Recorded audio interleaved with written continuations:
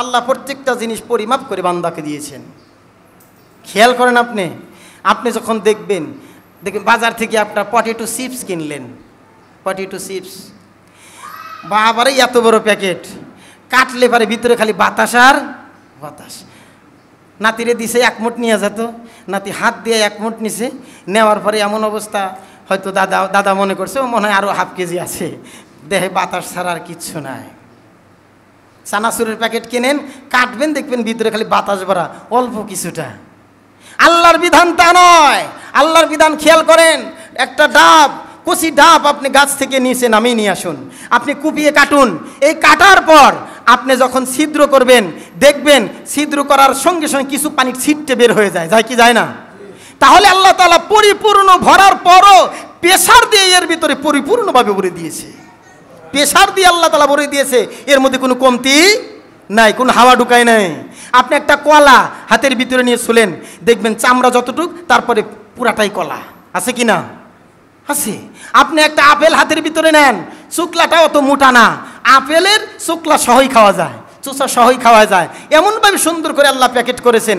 কমলাটা হাতের ভিতরে নিয়ে কেটে দেখেন ভিতরে হাওয়া নাই, পরিপূর্ণভাবে ভরে আল্লাহ তাআলা দিয়েছেন। জোরে বলেন সুবহানাল্লাহ। মিয়া, আল্লাহ তাআলা কোনো জিনিস বান্দাকে ঠকায় না, যেটাই আল্লাহ তাআলা বান্দাকে দিয়েছেন সেটাই পরিপূর্ণ দিয়েছেন। আপনি বেগুন কাটেন, যে বেগুনের চামড়া ছুলে খাইতে হয় না, পুরাটাই খাওয়া যায়।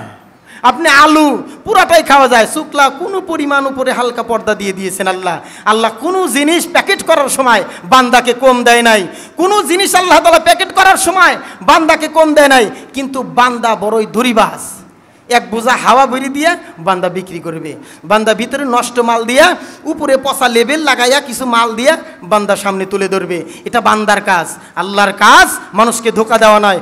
যে বস্তুর দিকে আপনি তাকান, কোনো জিনিসের ভিতরে আল্লাহ তাআলা কম দেয় নাই যে হাওয়া ঢুকাইয়া বান্দাকে লস করবে, কম দিবে না। ফ্রি সার্ভিস দিচ্ছেন, তারপরে কম নাই। আল্লাহ টাকা চাইছে কোনো দিন? 1 কেজি বেগুনের দাম আমারে দিয়ে দিস, 1 কেজি গোশতের দাম আমাকে দিয়ে দিস, একটা কাঁঠালের দাম দিয়ে দিস, আমের দাম দিয়ে দিস, একটা পেয়ারা তার উপরের শুকলা ফেলে দিতে হয় না, ওবি খাওয়া যায়। আঙ্গুর অমনিই খাওয়া যায়। আপনি একটা আম গাছ থেকে নামালেন, পাকছে, দেখবেন ওটা উপর থেকে ছেলানোর পর পরিপূর্ণভাবে ভরা। সুবহানাল্লাহ বলেন। আল্লাহ তাআলা কাউকে ঠকান না। এই ঠকানের কাজটা করে কে? বান্দা করে, বান্দা করে। এই জন্যে আমরা যেহেতু মানুষকে ঠকাই, নিজের জন্য সবসময় বেশি রাখি, আমরা মানুষকে ঠকাই, এই জন্যে আমাদের কোনো আমলে বরকত নাই, টাকা পয়সায় বরকত নাই, ধন দৌলতে বরকত নাই, কোনো কিছুতে বরকত নাই, যেহেতু আমরা মানুষকে ঠকাইতেছি। নিজে বলি, নিজে আমল করি না।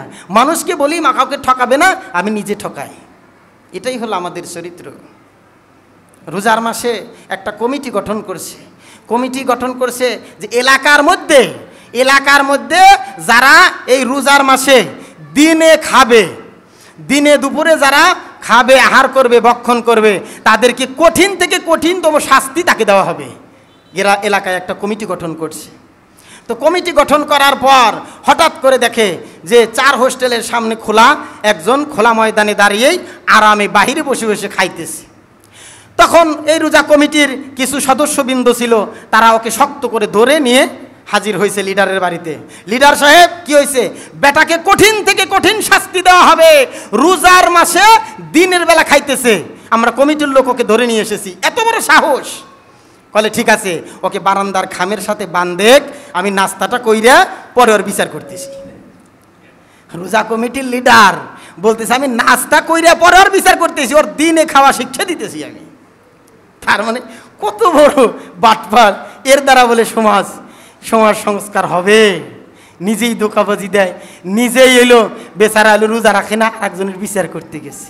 এই হলো আমাদের অবস্থা। আল্লাহ কোনো জিনিস কমতি দেন নাই।